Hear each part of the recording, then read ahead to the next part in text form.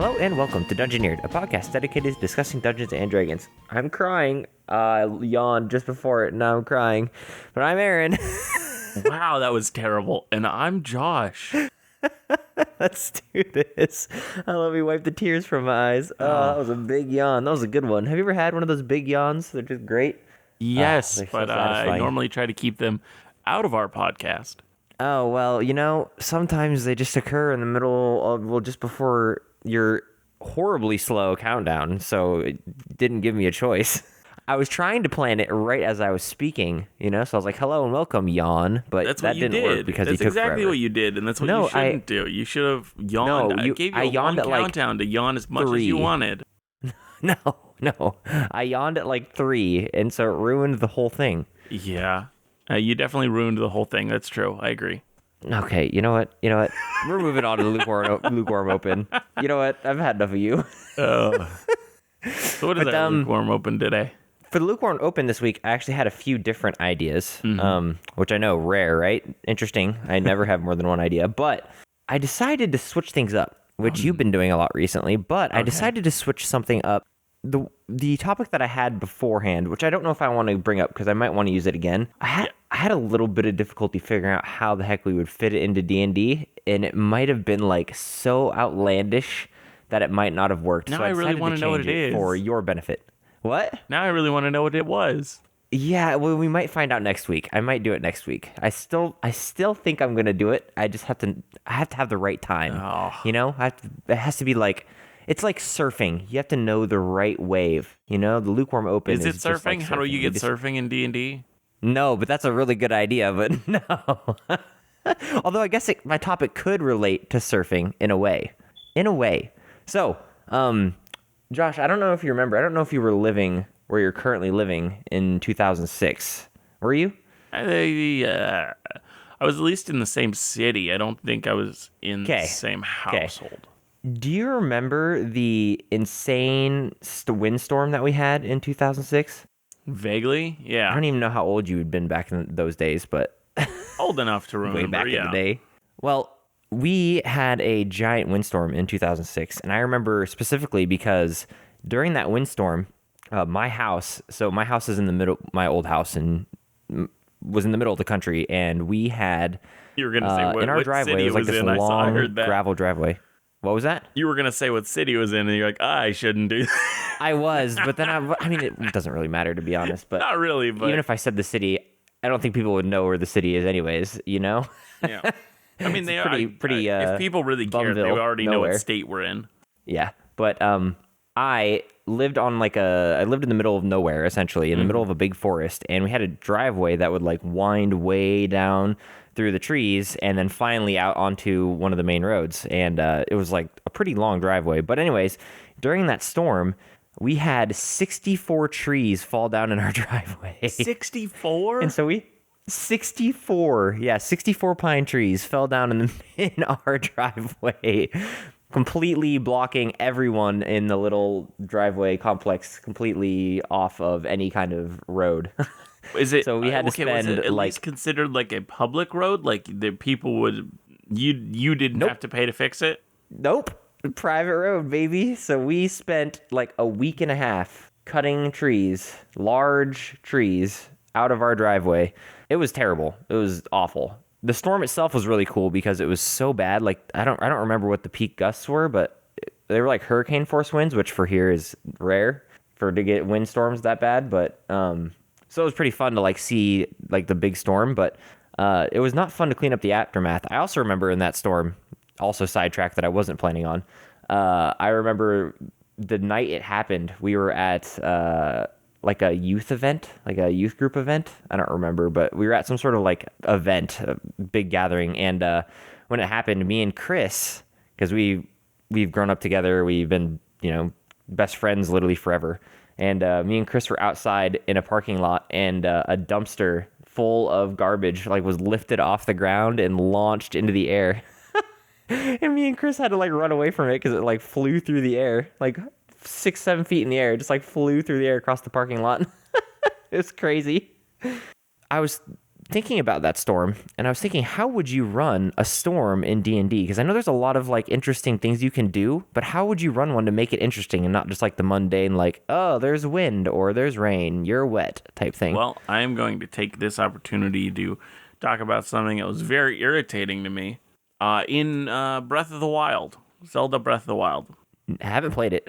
Okay, well, they have storms and rainy weather and whatnot, and so it makes climbing on the walls harder and things like that, and that all makes sense. But if you have any metal equipment on, whether it's your shield or your weapon, there's a high likelihood that you are going to get struck by lightning. So you have to switch to like wood weapons and wood shields and all these things. And it just kind of gets irritating. Yeah. But yeah, so I think I would want it to be, okay, if we wanted to make it like cool but not realistic in any way, I would like maybe tease that like there's kind of this feeling of electricity in the air, and then if somebody rolls a crit in the combat during the storm, whether it's the enemy or the good or the PCs, they're like it's lightning strikes when they hit, so it grants them an extra like, oh gosh, 2d10 lightning damage or something. Depending on the level, it would be a different amount. But how would that even work? You'd make it like some sort of weird, how would you even make that like lore wise work? Your weapon is metallic. You hold it up in the air. It's like a lightning rod.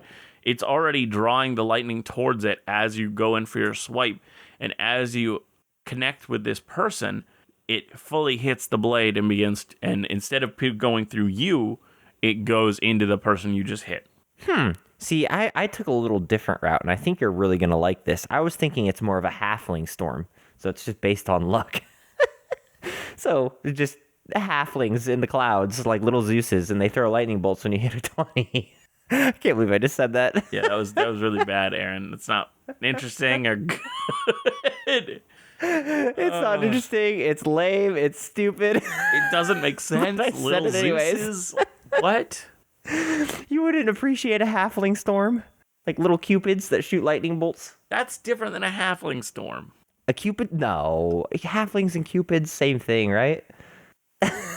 Yeah, no, yeah, nope, not a fan of that. But yeah, I'm trying to think of other things you could do that would make it interesting. This kind of a storm. I mean, you can do the classic like blizzard, and they have to make Constitution saving throws or get exhaustion or whatever. You could do something like that, but I don't think that's very interesting. Like, I'm trying to think of something that's like different, you know? Yeah. Then it's really hot. You need to drink water, you know? Like something besides that.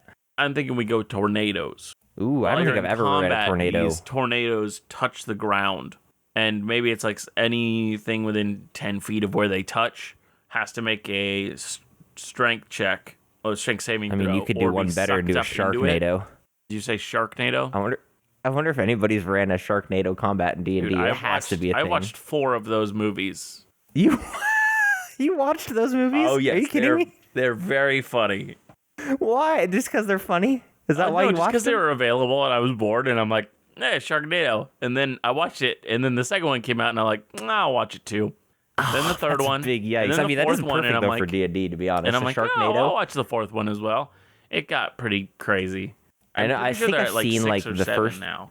The only one I've seen is a person's like stuck in their house when the Sharknado happens, and like sharks break into their house and like eat their leg off or something. It's the only part I remember.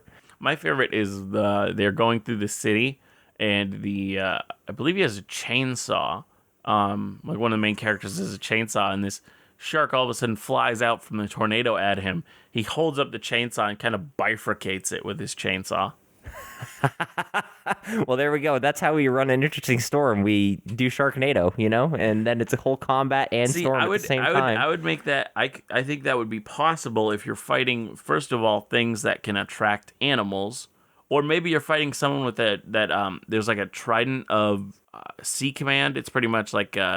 Yeah. I know that magical weapon. Yeah, and so you have a villain that's their weapon, and then they do that, and then they cause some sort of tornado, and they could you imagine having to stop a ritual to stop the summon of Sharknado? Yeah, you gotta. I mean, it's a magic world, dude. Sharknado could happen in this world. I actually No, it's don't super think that's plausible as in silly D&D. It's anymore. just hilarious. In real life, it's silly, but in D&D, I think that actually would be really interesting to try to do. It could, yeah, but I just don't know if I can get over the fact that we literally have Sharknado It's in your literally D&D game. Sharknado. Yeah.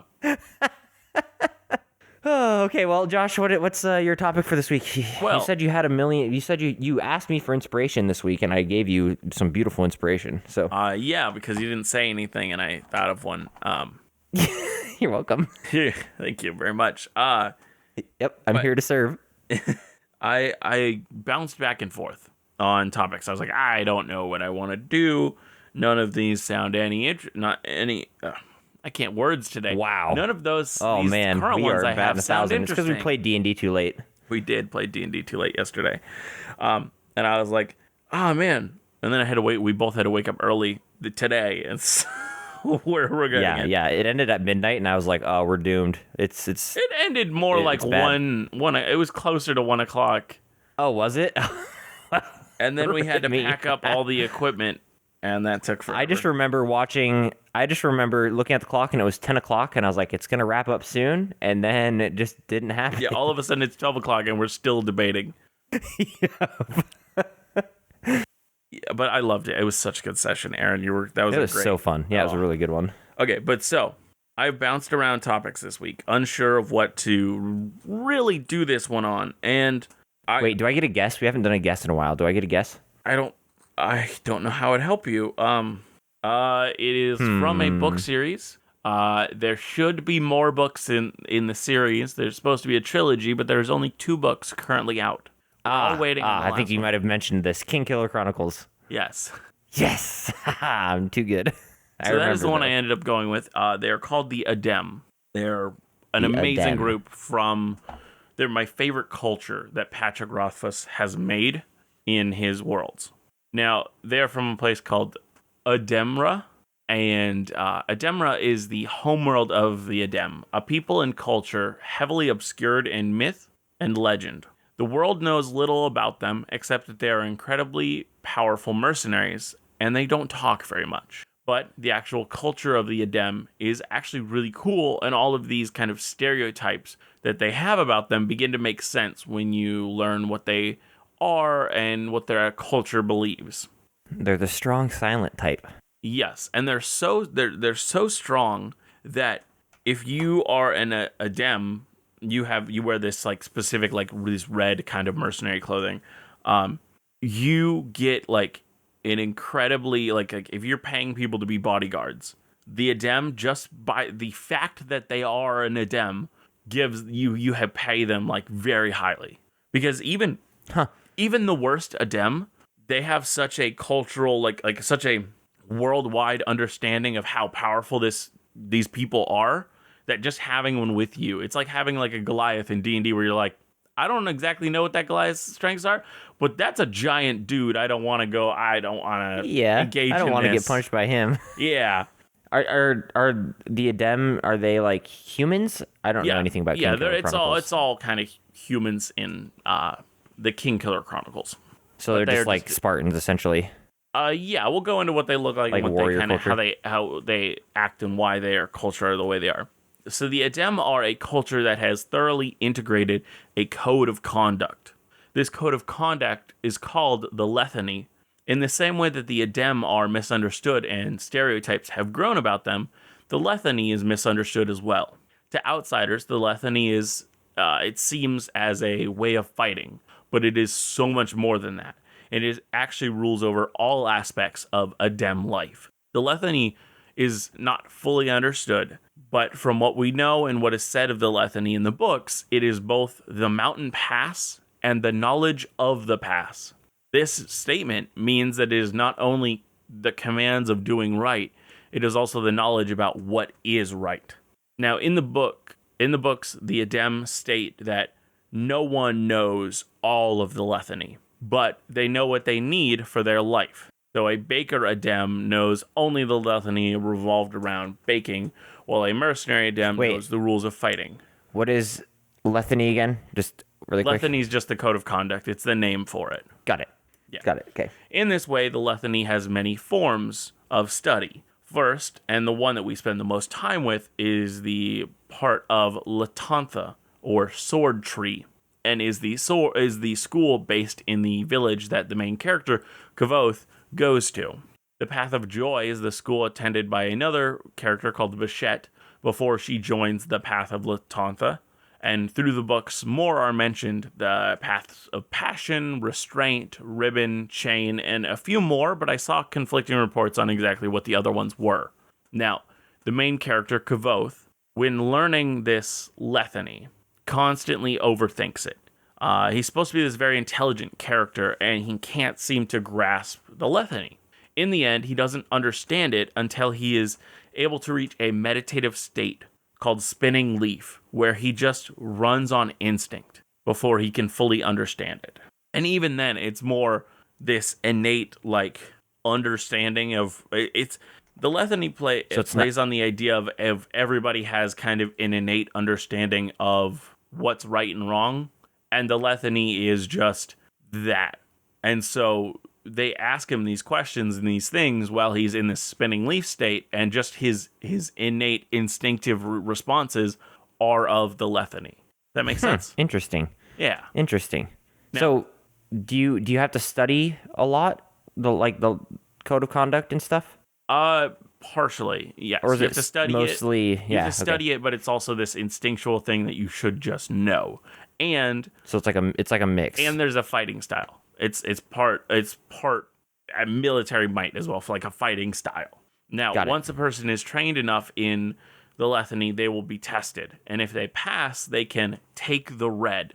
Now, this allows the person to wear the unique red clothing of the Adem, and it is an easy and evident exterior sign of their mastery, and that they can get the work, as I said earlier, of a very highly paid bodyguard.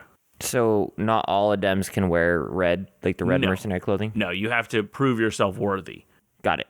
Yeah. And so, I believe, if I remember correctly, sometime in the book, they meet, false Adem, people that are wearing the red even though they did not earn it.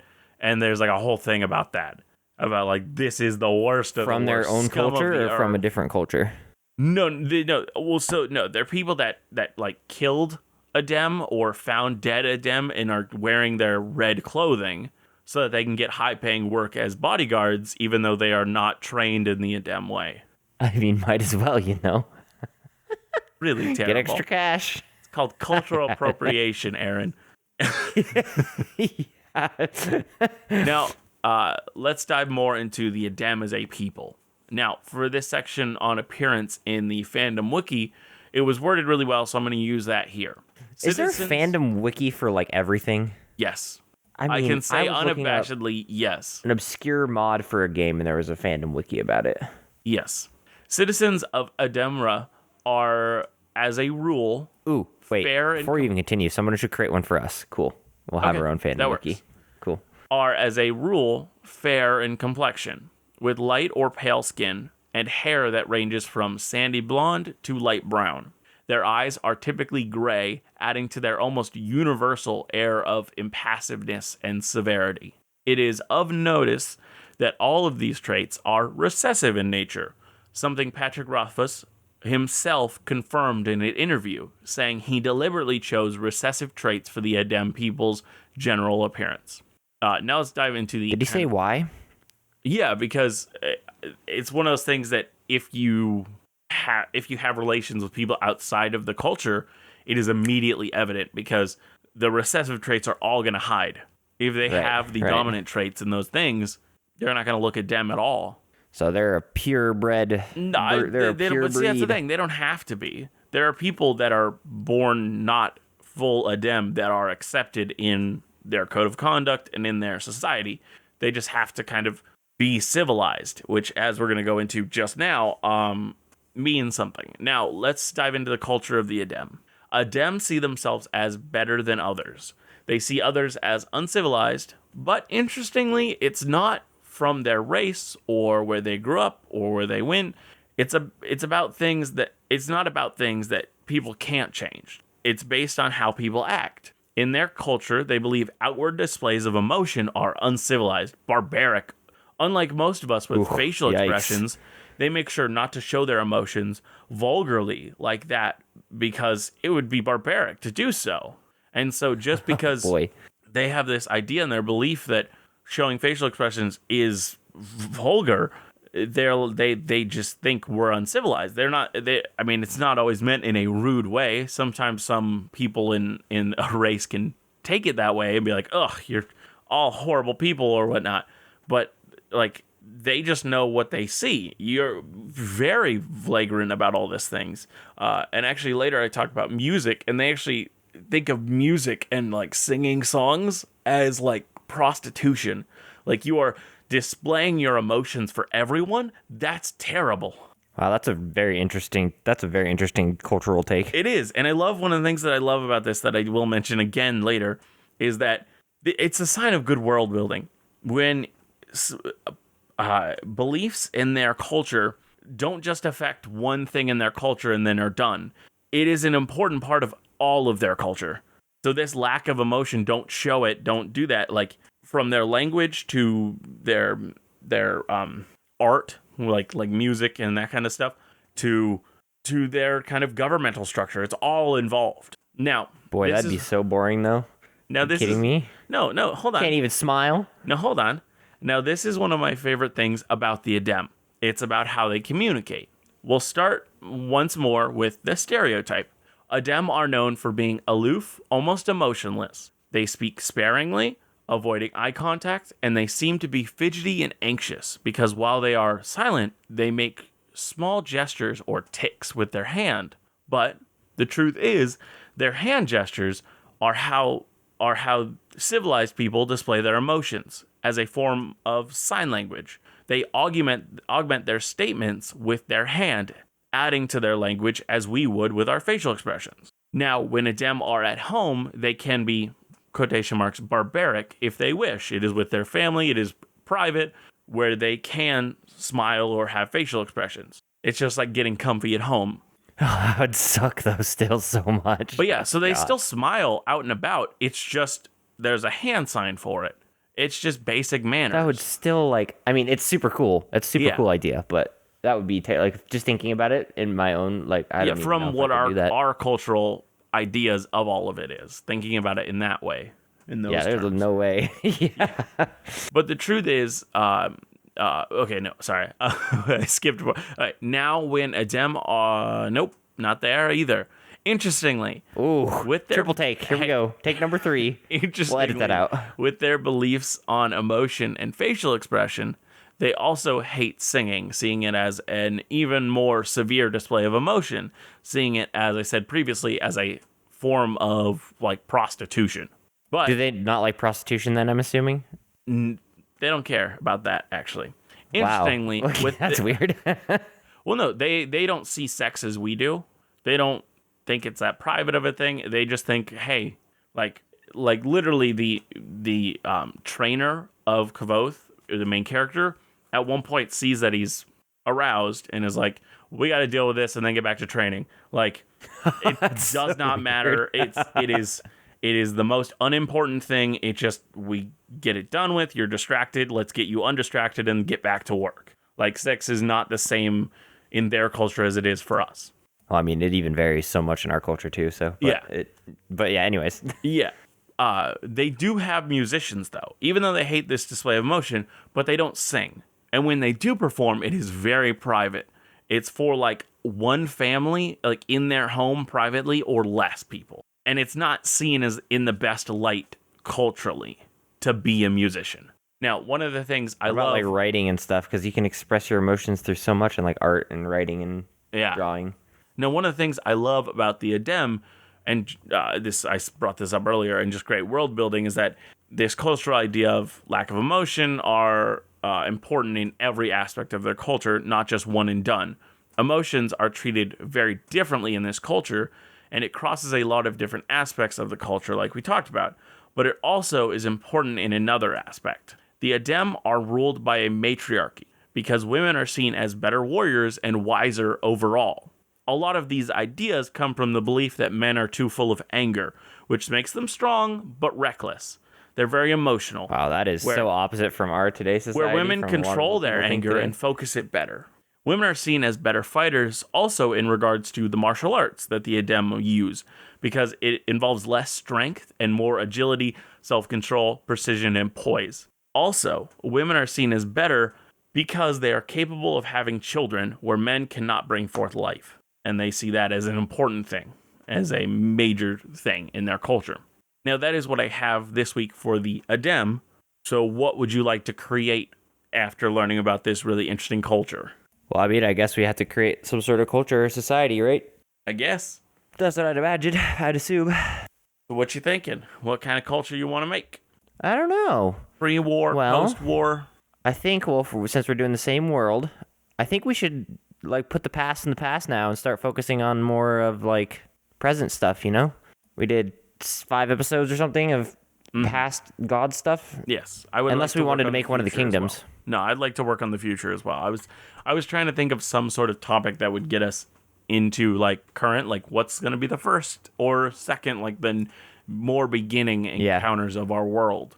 Yeah, I mean, I guess we could just make a kingdom, but, you know, people, I mean, let's just say people don't really know too much about what the kingdoms were like. I mean, they're dead. They're dead. It's lore that you're only going to learn about when you talk to the kings. And so Yep, they don't really know much about it, so you're not going to experience it. let's as make much a as you will. present day D&D society. So what do you like to create All right. cultures based on where they're from? So Well, let's do something a little bit different than what I normally do. Mm-hmm. Let's pick a single thing that this society values. It doesn't matter what it is. Let's just pick something they value and then make an entire society around something they value. okay, so it's going to for be example, gold. Like what your example, like the example we did today was like not showing facial expressions. Then make a society around that. But Yeah. let's not do that one, obviously, because we just did a whole example of it. But let's pick something else. Like it could be magic, or it could be, you know. Well, so my idea is we make okay. it about gold and money, and they have these things. They're called we'll call the race the Ferengi, and they'll have rules of acquisition. Wait, is this a joke that I'm not understanding? I feel like this is a joke I'm not this understanding. is a joke you're not understanding. No. Wait. Okay, I have to look this up now. The Ferengi, the what? The Ferengi, yeah, they're from Star Trek. Oh, I've never seen any Star Trek. Yeah, I'm lost in the sauce on this one. Yeah, the Ferengi, they're a race that is all about trade and one-upping each other, and so they have these things called the rules of acquisition, where they are like here, I'll just read out some rules for you. Yeah. I'm going to read the first 5 rules. I don't know what they are, but I'm just going to read them. Number 1, once you have their money, never give it back. Number 2, you can't cheat an honest customer, but it never hurts to try. 3, never spend more for an acquisition than you have to. Oh gosh, I just read the first word of this one and I'm worried about it already. Number 4, sex and profit are 2 things that never last long enough. 5, if you can't break a contract, bend it. Yeah. That is I love what these it. people think about. They have there are, let me scroll down to the bottom. There are If you 286 can't break of these a rules. contract, bend it. That's so good. That's a good one. That's funny. That's clever. I mean, their whole thing is very funny, and then they constantly like remember rule 72 of the rules of acquisition. Like that's how they act. Like That's never funny. let the competition know what you're thinking. Rule number 72 of the rules of acquisition. It's like, okay, you know what it reminds me of? Okay, as you know, my family's super hyper Christian, and my mom in particular. And I actually I don't know. I have never met. I mean, I met your dad when I bought really? a car Oh, from they are him. hyper religious. yeah, I don't know 'em very well. Religious. Yeah, they're really, really religious. But my mom is like the classic, like old school Christian mom who like has a Bible verse for every single anything that you talk about. Even if you just like are like, okay, I don't really need to hear a Bible verse, you know? It's just anything. It's Okay, like you could so be I walking think- down a store and like an apple, and she's like, ugh, boy, if only Eve didn't give that apple to Adam. You're like, oh my gosh, mom. Wow. That's you like literally that kind of stuff. She's literally all the time. Okay, Like, so but I mean, you've just decided what we're going to talk about next week, and for a few weeks, we're going to talk about Star Trek races. okay. Next week, we will start with the Ferengi. Yeah, totally. But All right, so well, we let's- need to let's pick something. Let's pick something cool, interesting, different, fun, Yeah. unique. What do they enjoy? What's their thing? Oh, this is actually so hard. Holy, I know. that's What's the so one difficult. thing that you want your whole race you're about to make to revolve around? That's not an easy thing. Well, it's not necessarily race, just a culture. Just a Yeah, society. culture. That's what I mean to say. Like, for example, like U.S. Christianity, bam, you have a whole thing that you can make an entire, I mean, we could pick a god. We could Sacrifice. sacrifice. No, That it is, doesn't. that's, You're taking it. You're taking it horribly. I'm not meaning it that no. way. Well, that's the I mean the sacrifice podcast. in all things. Sacrifice of money, of it's like that. They value not exactly humility, because I think there's plenty of people who sacrifice and want to be looked at. Like, look at me, I sacrifice this big thing. I think it's more the act of giving up something important, whether it's your life or the life of another, or like whatever it is, money, your If we were house. to go for this, like society, I just picture like a festival where like people are just bringing like wagon loads of money or wagon loads of supplies and like burning them. No. See, I don't think of it like that. I think it has to go to a purpose. So they would be giving money away to other people. The festival would not be burn it and let's not have it. It would be. Well, I mean, who do they sacrifice it to? I think That'd it be might the even question. change. It might even become more of like a barter day, a day where there's this huge, like a, gosh, what are those called? Like a market, like this huge bazaar? market day where everybody just goes and trades. Like, oh, you can have this, and A bazaar day. Yes. and so they have to like, they always try to like give more than what they were asked. Like, oh, I think this would be around like 20 gold normally. I'll give it to you for 10. And the person's like, oh, no, here's 35. Like a reverse bargain. Yes, literally, that's what the day is. The day is all like, oh, I mean, yeah, it's normally worth 50, but I think I can part with it for 7. Like, Yeah. no, I'll give it to you for 63. Oh, that's too much. How about we go to 5? yes. That's so weird. And but I love these people already. Reverse bargaining. But no, that's just on Boy, that that is special so- day. But I think it's okay. This is hard. No, I like the idea of sacrifice. I think we can do sacrifice. Okay. I also really like the idea of reverse bargaining. I think that's super, like a day. It's so foreign to us. Like a day where like, you like, spend more than you normally you would on something. yeah, like the shopkeeper is trying to sell it to you for less than what you should be paying, but you're trying to buy it for more than what you should be paying. Exactly. That would be so weird. Could you imagine like going into GameStop or something and you're like, Okay, You know, you there's just like said, I mean, "Hey, who does that I'm going to anymore name anyways, one of the most expensive places to buy video games." You give them it's like, I mean, who goes to GameStop anymore? But, you give them like a but, I mean, could you imagine like going to like your, the only thing a that market goes or to something? GameStops now is stock. That's true. You're right. Yeah, that's about it. I mean, does GameStop even like sell games anymore? Shoot, I don't even know. They do, and they're trying to become like a kind of like Online group now? no, they're trying to become like a hangout spot for gamers. Really? Yes, they're trying to like build couches and like put like make the space of a GameStop like a fun place to hang. A place where you stop and play games? Yeah. Wow. I don't know, dude. That's what Discord's for. You can just do it in your own home with your friends. Anyways, that was a tangent. That was Yeah, a no, I weird like this thing. idea. Sacrifice and like this like reverse bargaining day. I like that a lot. That's so weird.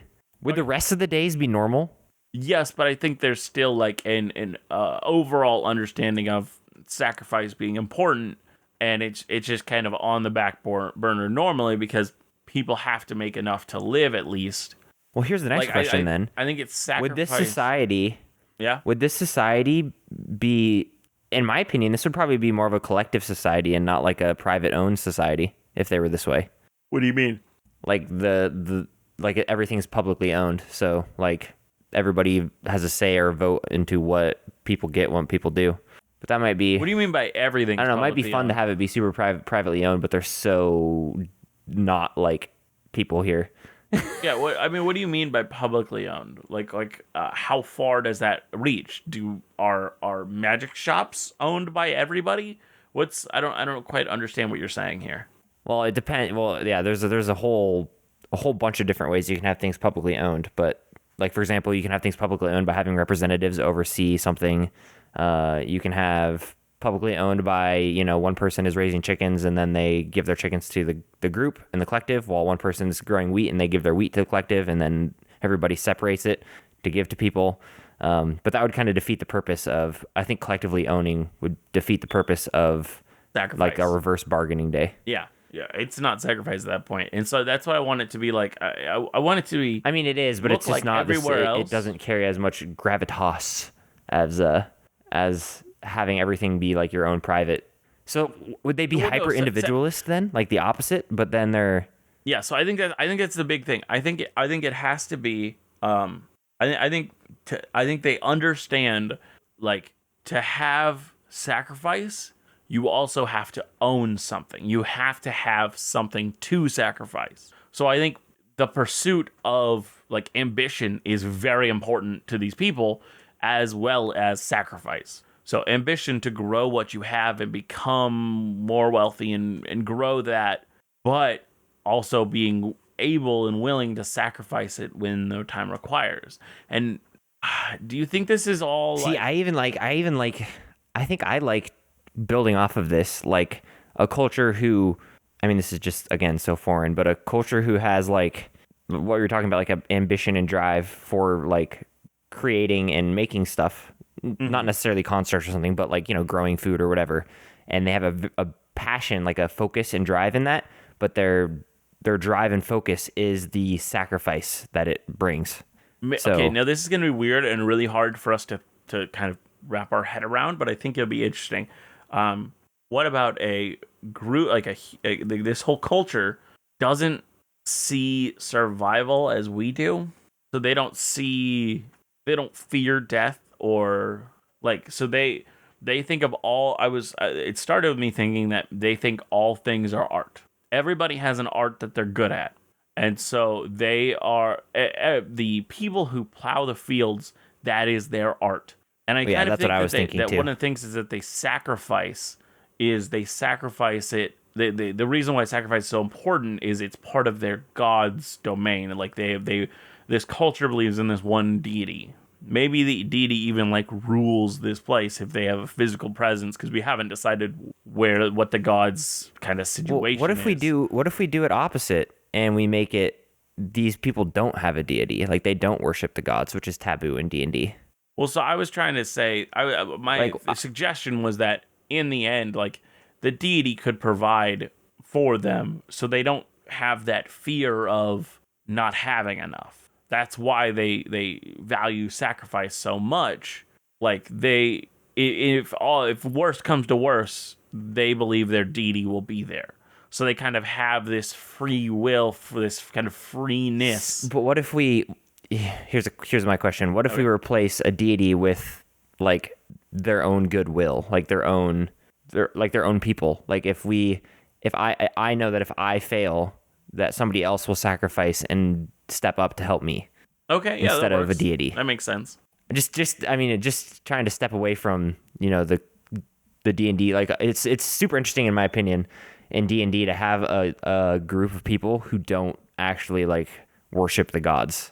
I mean, I think atheism I don't think it's uncommon in D&D. Well, it's like impossible, really, because the gods are so interactive. Yeah, true atheism as D&D in worlds. I don't believe they exist. Yeah, that's not possible in D&D. Right. But I think really not caring is common. I don't know. Yeah, I mean, I guess not caring what the gods do, maybe. Because I always take it as anybody who's not really, like, it's very rare, like, at least in characters I've seen made and stuff, for a non-cleric or paladin to care about gods in any way. To, like, have a god or worship one. Yeah, I guess, but I think that's more of a fault of us as players than it would be out of an actual person from that society. Because I think your average, like, peasant or average, commoner in D&D would have a religious life. Because the gods are so active in D&D. Yeah. Like, you pray to the sun god and the sun god actively blesses you type thing, Like, it's not... There's a lot of extremely tangible you literally can see gods in D&D, you know? Like you can literally Yeah. Yeah, so I think like the average, at least in my opinion, I think the average, if we were taking the whole population person like of the D&D world into account, I think the majority of them, the vast majority, would be incredibly religious because the gods are so active in the world. Yeah. But I think as a player, I think you're correct. I think most players, when they create their characters, don't have a religious life in their characters because that's what a cleric is for. That's what a paladin's for, you know? Mm-hmm. So I think that's kind of a true thing, I guess. But I don't think that would be common in a societal sense. Yeah. And so I think it'd be interesting to create an entire society that doesn't care about, like they don't care about deities or gods. Even they'd rather go it alone and do it themselves on their own sacrifice than to rely on the gods. Yeah. And I think that is a unique, at least I think it's a unique stance in D&D because I mean, at least every society I've made in D&D is almost all exclusively about religious stuff because the gods are so prevalent in my world. Yeah. But I mean, if we want to go God route, we can do that too because I like that also. I think that's also interesting. Mm-hmm. Like their version of sacrifices because of their god, like mainly because they know that if all else fails, their god is there to like continuously bless them or lift them back up. I mean, you could also go that they have a god of sacrifice, so that god was willing to sacrifice as well to provide for them if they fail or whatever. Which one do you want to do? Yeah, I like the idea of them trusting in their neighbors. Could you be my neighbor? And and they trust that in times of trouble, they will lay themselves down like a bridge over troubled water, and and be fine in the end because they trust the society they're in. Okay, which is, again, so if we're going this route, super weird concept for yeah. Well, if we're going this route, then how do you think like society would be laid out? Like, do you think it'd be a bunch of like individual little communes of like, you know, groups of neighbors, like, you know, 10 buildings or whatever, like 10 families that all help each other? Or do you think it'd be bigger or mixed? What do you think? How do you think that would look? I want giant cities with these people. Like, I don't know how that would happen. I mean, that's super unique because most of the time when you have that perspective, it's like 10 families that are helping each other out, you know? Yeah, and that's why I want it to be like super jarring. Like, how do like all huge of these collective people cities come together? That all sacrifice and all help each other out? Yes, where it's like, what? And it's because it was so ingrained in them from such an early age. Like these people, they all grew up in this society. All right, I'm going to take something from Islam here. What if they have one huge city that is like their holy city, like their holy place of sacrifice or something? And it's not necessarily, it doesn't have to do with the gods, but it's, I don't know another word to describe it, but like it's one huge Mecca, like one big city, and they always make trips to this city, you know, every couple months or whatever to make their sacrifices or to show their appreciation or to do these different things. So you have constantly people coming in and out through this huge, massive city where everybody is like helping and sacrificing for each other. I think that'd be super fun and interesting. I think that is interesting, and I kind of want it to be, okay. So there are a bunch of these cities, a bunch of these small amount of family I have no idea, but keep going, yeah. And so these once a year during this festival we created already, we haven't thought much about it since. But during that time, they would all go to this Mecca, as you were saying, which would be like the city in the middle of this whatever region they're in that they rule. Right. Now, when they would go there, they'd all sacrifice something. A lot of them would just be sacrificing time and effort. And eventually, through the combined generosity, they built this city collectively. Yeah, that'd be really cool. Yeah, and so I like it's that a lot. kind of like this group project that happened. And this city is where that giant marketplace festival happens every year. Maybe it's even abandoned when it's not the time, and it's like this giant city that just nobody lives in, but around that festival, they come in, clean it up, and use it for a month or so. Okay, I think that... Okay. And the houses are all communal, so like you get there, you find a house, ask if you can stay.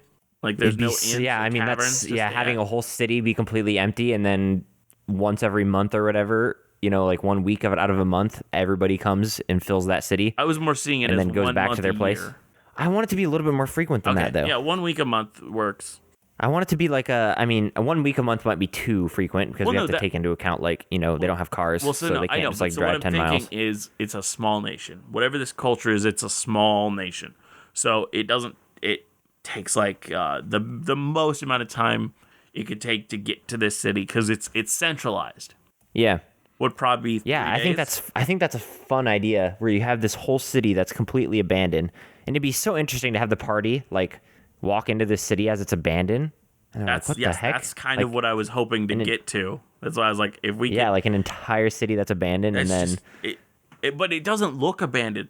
There's not much dust. pristine. It's Yeah. really nice, but it's just nobody's there. Yeah, that's such an inverse of what we would normally think. So my idea and my question that I wanted to ask for you, Mm-hmm. what do they think about kids in terms of Yeah, the do they future. think okay, I have to figure out how to word this without sounding horrible, but I don't know. Like, do they think kids are the adults' possessions for sacrifice? Not killing. Just already pointing that out. Not killing. But Yeah, who what I owns the was kids? thinking along these lines is like a parent will bring their firstborn kid to sacrifice as like to the military type thing. Or Oh yeah, I was already seeing something. So I wasn't thinking military, but actually that works. I was thinking more that it's more like a communal grow up, like foster care.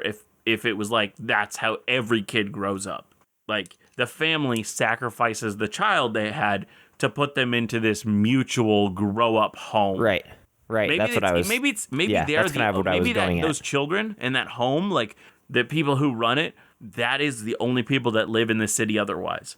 Well, I'm thinking that, yeah, so I like this idea. I'm thinking that kids are still raised by their parents all times that isn't the, week of sacrifice or whatever that they have every month. And then during that week of sacrifice, they're exclusively at that like communal home that they're being raised by the community essentially until they go back with their parents. It's probably how I would see it. I would Unless we prefer wanted it to be do- more a communal home, but if that's what you want to do, that's fine. But it's like I mean, do you want to do all raised like just- all kids are raised communally? Like Yes, they're that's what I sacrificed want it to all be. given But if to you the don't want to be, that's fine. I don't hold on to it. That's Yeah, I'm not sure where I want on that one. I think I like a compromise position more. I think I like parents raise their kids to a coming of sacrifice age, and then they sacrifice their kids to the community essentially. okay. So they raise them like till like 5. Till like 5 or 6 or whatever. Okay, 5, And then they then have them presented to the community, and the group that raises them decides what they're best at and where they should go within the community. yeah, what city and what Like what their passion is, what their art is, and what their sacrifice is. find what your art is. Yes. And then they distribute them. And then when I'm even thinking, okay, this is totally strange. So what if they're at that place for another 5 years or something, 6 years, as they figure out their art and their passion, and then they're distributed to different parents Yes. who are working under that raises them passion. the next 5 years, teaching them in that Yeah. passion. Yeah. Oh yes, this That's is great. so weird. It's the weirdest thing in the world, but I love it. It's so good though, but it's so weird. Okay, so now that we have this, what is okay? I mean, okay, obviously I feel like this wouldn't be a starting location for a D&D campaign, to be honest. No, definitely not. I can already think of a really fun character I would love to play that would be from this place, but Yeah, oh, it'd be so cool. Yeah. that like left this. Well, now I got to place. put it in my world. Gosh dang it. But So good. It is really good. But yeah, so like somebody that was engaged in this, but I was like, I don't want to be a part of this, and so they left to become an adventurer and make lots of money. Yeah, I mean, that's definitely a thing that probably people would do. Yeah, and I think it would be really fun to like, I don't know, do you see these people as pretty like isolated? No, Do you see them as pretty open and trade yes. they're pretty I think they trade a lot, and they kind of. I think like okay. I don't know a lot about this era, so I'm not going to say too much here. Whatever I'm going to say is probably going to be wrong. Ancient Greece had so much art that we still love today, from the statues to just paintings and things. I want it to be like, this place is so like open to people doing their passion for such a long time, like starting their passion at 10, that this place is known as like this incredibly like amazing artistic place. Yeah, epicenter of art. Yeah, so people almost like the other nations don't attack it because the nobility in all those nations want art from this place. And so there's like almost like an untalked about armistice, like, we're not going to attack this place.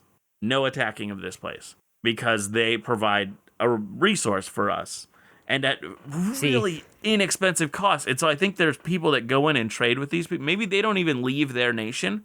Like, they don't know how much their stuff is worth anymore, because people will buy it and scalp it. So they'll buy it for like the 20 gold that they would sell it for, like sacrificing it, only for them to raise it 1,000 gold or something. Yeah, so, okay, a couple of concerns that I have, which I think are going to be pretty evident, is if they weren't isolationists, it'd be really easy to exploit them like a mercantile state, just immediately exploiting them and taking, stuff from them, essentially. Because you would have traders just like, don't you want to sacrifice? It pleases us, That's what I just we'll said, that there would be people who would take advantage, who would buy their stuff for 20 gold or whatever, which is a huge cut, only to sell it for 1,000 gold elsewhere. So, right. So this is what I'm thinking, though. So I'm thinking that they're isolationists, but they're not isolationists, and let me explain. So I think what they do is they have like a code of conduct. They have like a code. We'll borrow a code of conduct. They have like a code of conduct that somebody has to complete in order to be able to participate and trade within their nation, so that it limits. It's also like proving your worth as someone who's able to sacrifice and care for one another within this society and in this community. And when you complete these codes of conduct, you are one of us. Like, you're part of us. Yeah, you get treated as a right, you get treated like one of us, but people aren't allowed to, without this code of conduct, to do this, to trade in this manner. Mm-hmm. Because they'd have to have some sort of way to protect themselves from, the vast majority of population would probably be trying to exploit them, to be honest. Very much so. Yeah, so they would have to have some sort of like protection, and I like the idea of borrowing from Kingkiller Chronicles, this like code of conduct that you have to have in order to, like a right, essentially, like a right that you have to go through and participate in order to be taught the ways of these people and to prove that you are worthy of these people. Now, it doesn't eliminate exploitation, because some people would probably even go through that and try to exploit them anyways. Yeah. But I think it would really help. It'd be an interesting... But the thing is, the problem is, I have no idea what this type of a thing would be. What is your ideas for what it would be? Well, my first thought would just to be throw it in Magic's hands in D&D, and, you would have to have, like... first I'd see it as, like, this magic they would teach you what your passion is and what your art is, and you would essentially be, like, starting as a kid, Like, they would be... And they would have these, like, magical dives into your character, so maybe they're, like, a pretty, like, psychological, magic-based society, so, like, they, truth-telling spells and things like that, but they, like, mind-reading spells, things like this, to, like, gauge and ascertain your motives and your personality. Yeah. Because to them, I think it would be, if your motives are impure, it's the opposite of sacrifice. And so they wouldn't even want you in their, like, society, because you are the antithesis of what they believe in. Because if their whole entire society is based on this sacrifice and this, reverse bargain, but yeah, this sacrifice that they would be so heavily against, in my opinion, they'd be so heavily against being exploited that they would have these, like, again, rights, classes, magical tests that to ascertain somebody's who isn't part of them, like, ascertain their motives in order to be able to trade and go through, they have to be willing to win in Rome, do what Romans do, like, because again, I think they would see it as, even if one of their own were to participate in a barter that isn't sacrifice like, it would be not sacrificing for their own community. It would be hindering their own community, and that would be frowned upon. Mm-hmm. So I think like if the party, for example, were to come into this nation, it'd be interesting because you might have like them do. I mean, I don't want to say missions or jobs, but missions to like prove that they are a worthy candidate, and they would have to go through magical trials and tests to prove that they are like a worthy candidate to be here.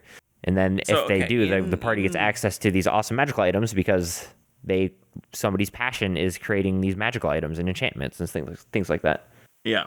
Now I'm gonna get this all wrong. I don't remember what episode it was. I don't remember what it was exactly testing for.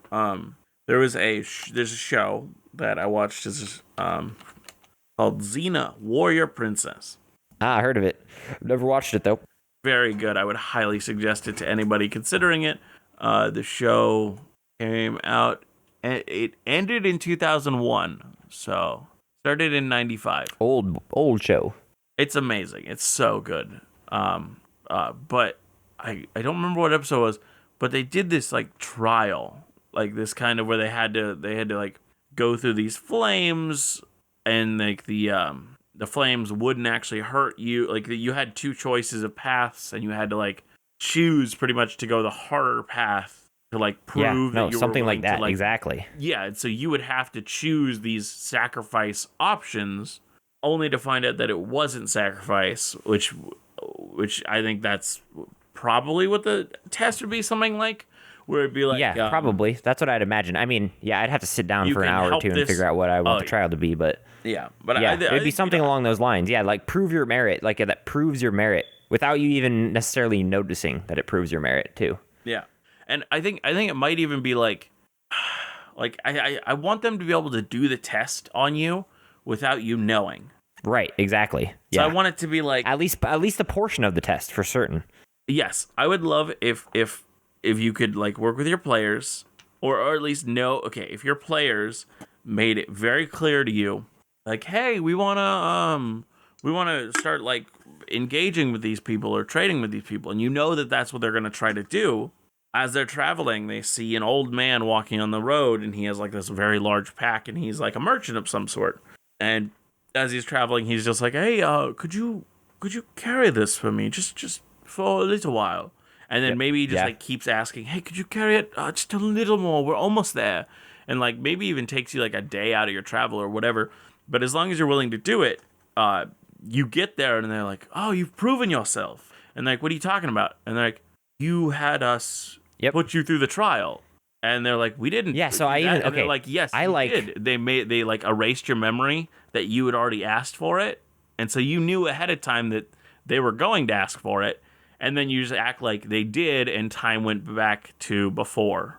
Like they. Well, I think I think with this idea, I think it'd be fun to do like the initial test to do the rite, like the rite of ceremony.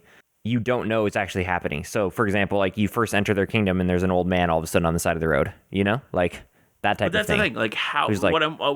I was thinking there needs to be some sort of a. What is the thing that makes that happen? Because it's not just like, is it a magic barrier that whenever anybody goes through it, there's an illusion of an old man on the inside? Like what? How does that work? That's why I thought if it was my first thought would be that's what I was saying. If they knew if it was pretty isolationist, like you'd have to go through checkpoints in order to like get in. Like they would, be pretty guarded. So you'd have to like, and then they wouldn't let you in for a day or so until they got like the things in place ready for newcomers. But that would, I don't know. Yeah, that'd take a lot of like resources. That's why I thought that's why I thought it would be a good way to know they're doing it, know they're going to want to do it. And then that would be the cause of it, so that it makes sense that, oh, there's an old man there. And it's not just like, because like every person seeing the old man, what's the trigger? What if we took a completely weird, total twist, and what if we had, I don't know how I'm going to make this work or make this be a thing, but what if we had this group of people, some of their art and passion is like prophecy, and somehow they're able to like foresee when people are entering or wanting to take their right, like a group of elders or something that have this weird, like, almost divinely inspired, but it's not I don't know, like, yeah, it'd be so interesting though to have like a group of elders who like they foresee somebody entering, like a new person entering There's their a hat, domain, and they call it the sorting hat, and it seems to have a divine sense of where someone should go, and decides where the kid should go, and when a trial should be put forth. Yes. But yeah, I like the idea of they have like a group of people who foresee when a trial should be put forth. So I think a lot of people would probably enter into this nation and not ever be able to trade. They never even experience the trial. Yeah, and so like they go, hey, can I trade? Like, how do we do that? And they're like, oh, you haven't completed the rite, and then they're like, you haven't. Yeah, you had just. I would take it more as they're confused. Like, I mean, I don't think you can trade. You have right. not. And so I'm thinking like they might not even say that you haven't done the right. Maybe they even keep that a secret. They're just like, you haven't earned it yet. Right. Yeah. Well, yeah. You haven't earned the right to trade. Essentially. You haven't earned the right. Like RIGHT. Yeah. Yeah. Yeah. And I think it'd be interesting to have this like group of again elders. What? You haven't earned the right to write. Yes. You haven't earned the right to write a right. Or a left. Yeah, you're right. Okay, I'm gonna end us there. We're getting silly now. This has been episode 32 of Dungeon Nailed it. Nerd. What'd you say there, Aaron? I said nailed it. Nailed it. This is a very interesting, not very normal group of people that we made today, and I enjoyed them very much. Hey, and we stuck to one topic. We did. It was round of applause. Just please. One thing, but any of you listening on podcasting apps that allow you to write a review, please write a review. It really helps us. If you want to ask us any questions, because we did talk about doing like. Oh yeah, we have listener an email. questions or something in the morning. Like not in the morning. Wow, like we're a radio show in the morning broadcast. We're gonna do viewer questions, but no. In the maybe lukewarm open with some viewer questions at some point, or maybe even if we get a whole bunch of them, do it like an episode with viewer questions. But if you have any questions or things you want to talk to us about, our email. Yeah, you can ask me in all of my infinite wisdom. You know, I'm just. All is half. I know the answer to every question about D&D. And our email is in the description for the episodes. But all in all, thank you for listening to episode 32. And always remember, be the sharpest barrel in the bunch. See you next time. Deuces. Bye. Nope. Yeah. I'm cutting it off at deuces. No.